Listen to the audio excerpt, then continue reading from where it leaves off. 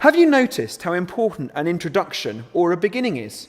Whatever we do in life, whether it's making new friendships or relationships, whether it's reading a book or watching a new film, whether it's learning something new like playing a musical instrument or getting to grips with a new gadget like a fancy new computer, the beginning or the introduction that we have to the person or the thing we are doing is so important.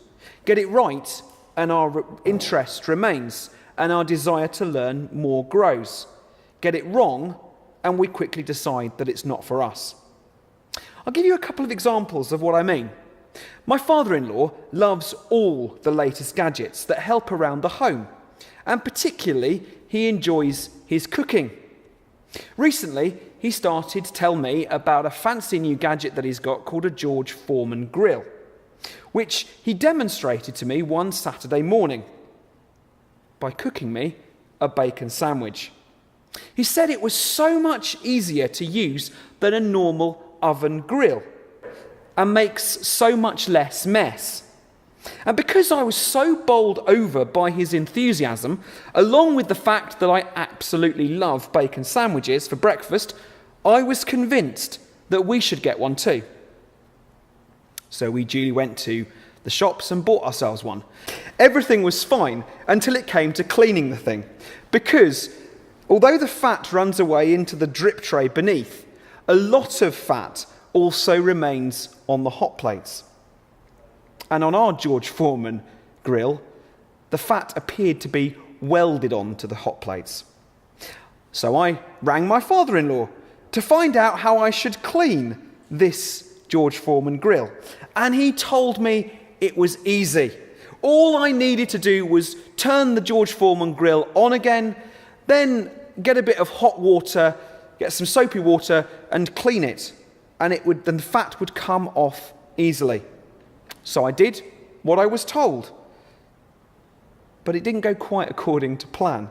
In fact, on my George Foreman grill, all I managed to do was create a massive explosion and a lot of smoke.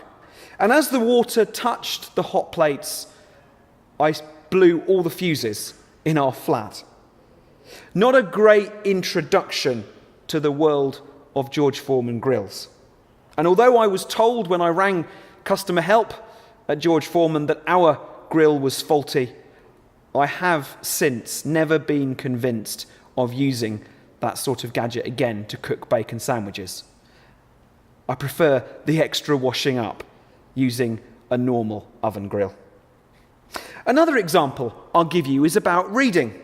I love going to bookshops and choosing what I want to read next. My usual choice being historical fiction. But I am very choosy when it comes to picking a book. And I love a particular author of historical fiction called Bernard Cornwell. And I measure all my reading on whether or not other writers measure up to his quality and his style. But obviously, other writers aren't Bernard Cornwell. So although I purchase a book from the bookshop, I only ever read the first few pages, and I end up feeling rather disappointed, and I hasten to add, having lots of bookshelves with lots of books on it. My bank balance usually suffers greatly. I am delighted now, of course, that Amazon Kindle allows you to download books so you can read the first few pages without having to ever buy the book if you don't get on with it. And what about when it comes to relationships with people? When I was a teenager, I became disillusioned with church, as most of us do as teenagers, and to keep my interest at home, I volunteered to do the church notices every week. I like playing around with computers, and you should have seen the notice sheets in the late 1990s when I was doing the weekly notices. The fonts and the logos were different every week. Anyway, I digress. On Saturday morning, when I was preparing the weekly notices, one Saturday morning, I noticed that we were having a visiting preacher to our church called the Reverend Ermal Kirby. My immediate response without knowing anything about the guy at all, was to assume that he was going to be old and he was going to be boring. I even said as much to my mum and dad. My mum just said I was being prejudiced, but I was convinced that I wouldn't like him. Anyway, the day came for the service, and I remember being completely shocked when I met him. Not only was he young, but he was exciting to listen to. And as a result of his preaching, not only then, but subsequently too, I regained my interest in the gospel. And I thank God that I'm here today because of him. Now, my prejudice may easily have led me to dismissing him, and such an introduction and beginning was not helpful to what eventually occurred. So you see, in each example, beginnings or introductions are so important. In the first, I was so traumatized by the experience of using George Foreman grills that I never wanted to use them again. And in my particular reading habits, I am so picky of what I read that I usually end up giving up before ever getting started and getting interested.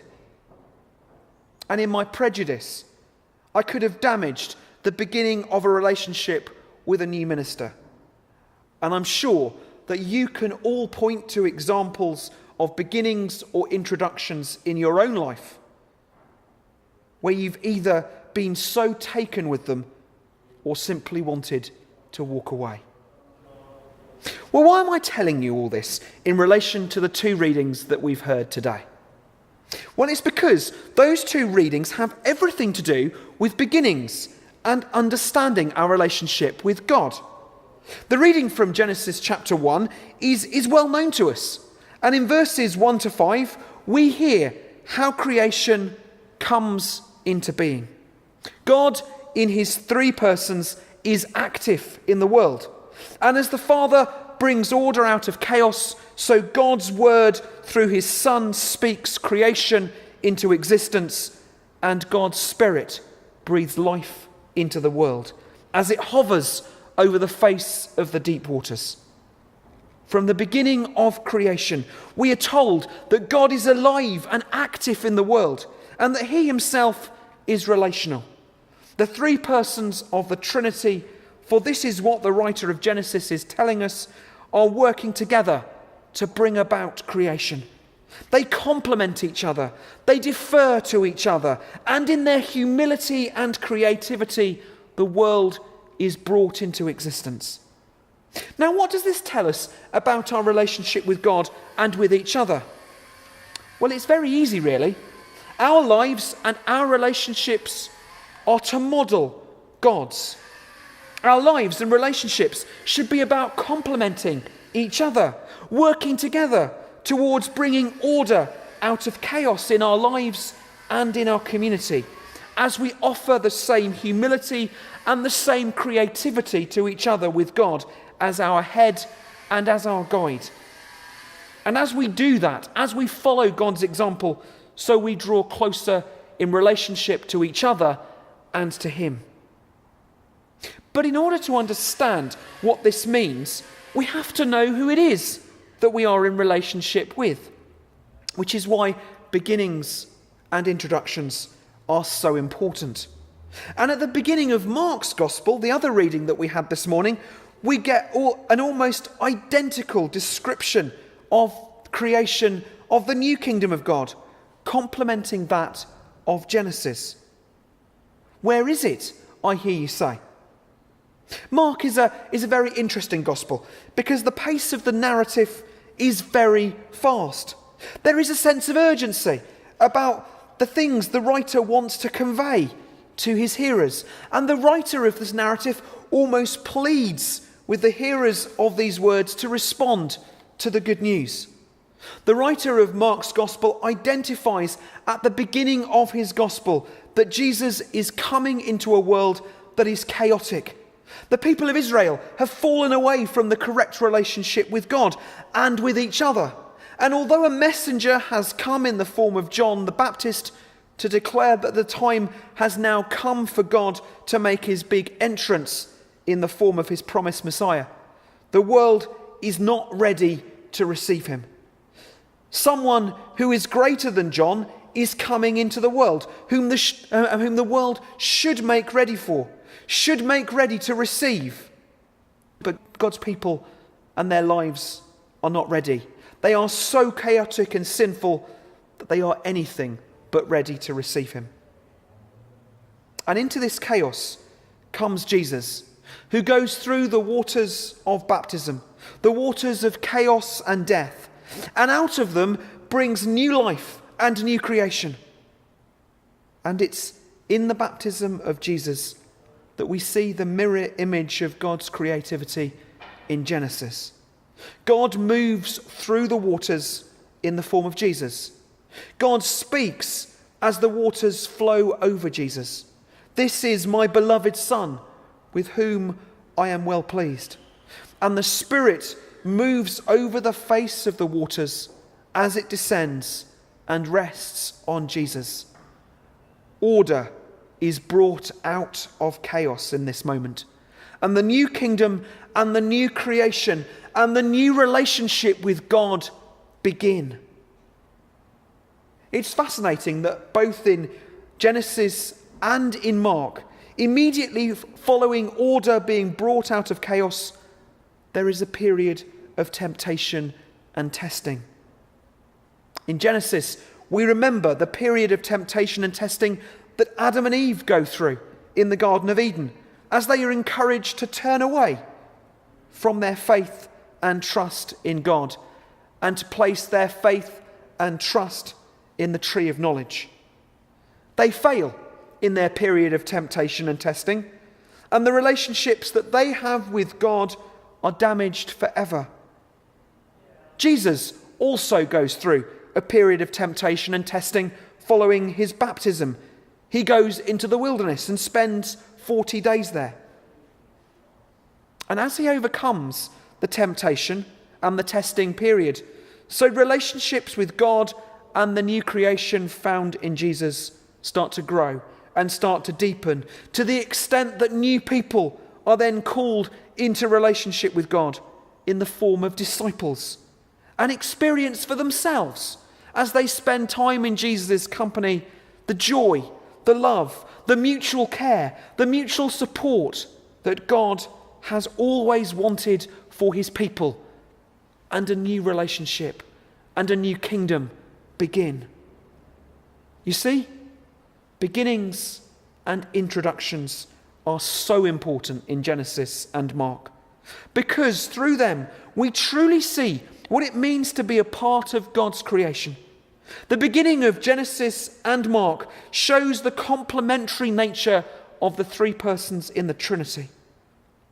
C.S. Lewis wrote about this as being like a dance, as the persons of the Trinity move in and out of each other, so beautifully as to see the creativity and the joy being in relationship with each other.